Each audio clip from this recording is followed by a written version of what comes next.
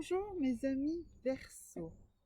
Nous sommes dans le tirage Amour pour le mois de mai, un tirage que je souhaite faire ici à l'extérieur dans mon jardin. Donc ne vous inquiétez pas s'il y a des variations de lumière, selon que le soleil est totalement éclairé ou qu'il y a un petit nuage qui se met devant, il peut y avoir un petit peu d'ombre. Voilà.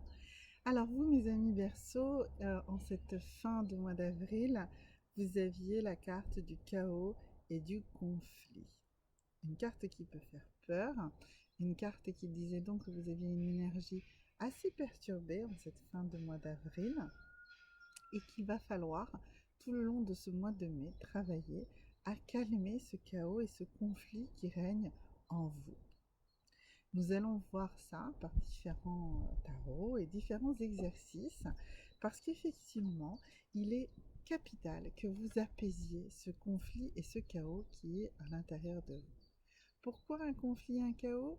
Eh bien, c'est tant qu'on n'a pas pris une décision. Donc, nous allons voir comment, pendant ce mois de mai, vous allez pouvoir prendre des décisions, des actions pour faire évoluer votre vie amoureuse. Que vous soyez en couple ou que vous soyez célibataire, vous souhaitez faire évoluer cette vie amoureuse que vous avez. Parce que si vous êtes en couple et que vous regardez cette vidéo, c'est que vous êtes dans une forme d'insatisfaction, peut-être même justement dans un conflit, voire un chaos complet dans votre relation. Et si vous êtes célibataire, eh bien ce chaos et ce conflit, c'est ça qui vous empêche justement de rentrer dans une relation future harmonieuse et de faire une belle rencontre, celle qui pourrait être la rencontre de votre vie. Nous allons d'abord voir un premier message, le message des anges. Qu'est-ce que les anges nous disent en ce début de mois de mai pour vous, mes amis Verseau? Et ce message va nous permettre de comprendre comment vous allez modifier cette énergie chaotique qui est encore à l'intérieur de vous. Alors, eh bien, pour une telle énergie chaotique, les anges ont décidé d'envoyer deux messages. Alors, nous allons lire ensemble. Je vais en poser un ici et puis on va d'abord lire celui-là. Il vous dit, laissez vos anges vous éteindre dans une vous étreindre, pardon. Laissez vos anges vous étreindre dans une éternelle félicité. Donc les anges souhaitent d'abord vous calmer, vous mettre un petit peu dans la paix et la sérénité. La félicité étant une version absolument divine de cette paix et de cette sérénité. Alors, il y a un peu de vent également, donc je vais poser plutôt cette pierre pour empêcher les cartes de voler. Et la deuxième carte nous dit que les coïncidences sont des messages de vos anges. Donc les anges qui souhaitent vous étreindre dans cette éternelle félicité, vous disent faites attention car nous vous envoyons des messages. Et ces messages sont des messages qui viennent par rapport à des coïncidences que vous avez l'impression de rencontrer de manière régulière dans votre vie. Faites attention à ces coïncidences et si vous estimez que ces coïncidences sont négatives, eh bien essayez de voir au contraire le côté positif de ces coïncidences parce que toute problématique, toute chose négative qui vous arrive est en réalité une opportunité déguisée. Donc penchez-vous sur ces messages des anges qui sont des messages ultra positifs pour vous. Nous allons maintenant voir ici une nouvelle manière que j'ai décidé également d'expérimenter avec vous.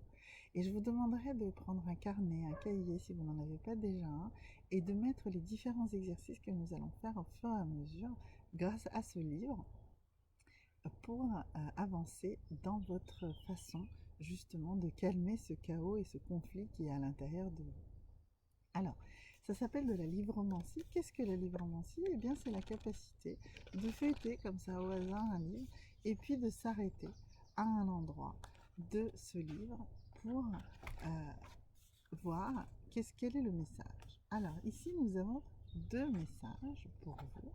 Un qui est plutôt un message pour ceux qui sont en couple, celui qui est sur cette page-ci, et ici, celui qui est pour les personnes qui sont célibataires. Je vais lire les messages et ensuite j'essaierai de faire en sorte que vous puissiez les voir et les appliquer, voire les imprimer.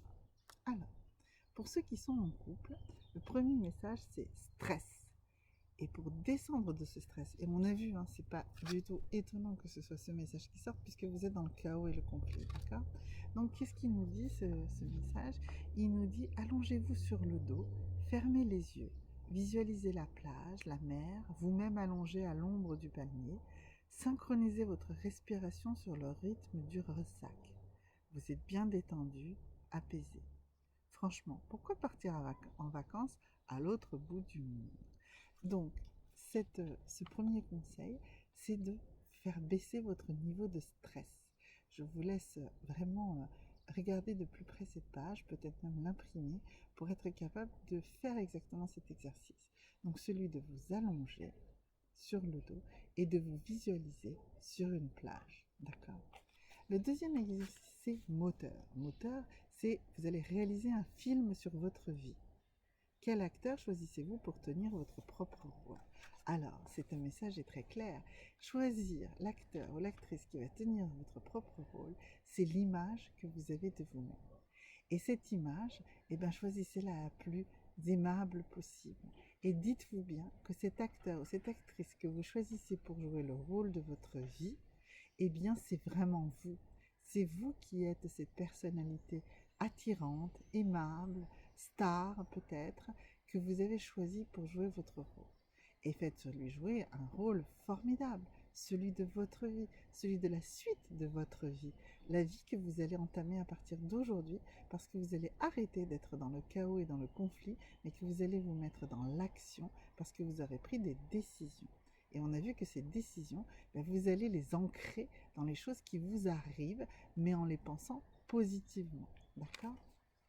Alors, maintenant, nous allons voir ici un message, encore un message, celui de cet oracle-ci, qui est un oracle qui ne donne que des messages, d'accord? Et c'est un message que vous devez envoyer à votre conscient et votre subconscient. Vous devez ancrer ce message dans votre esprit.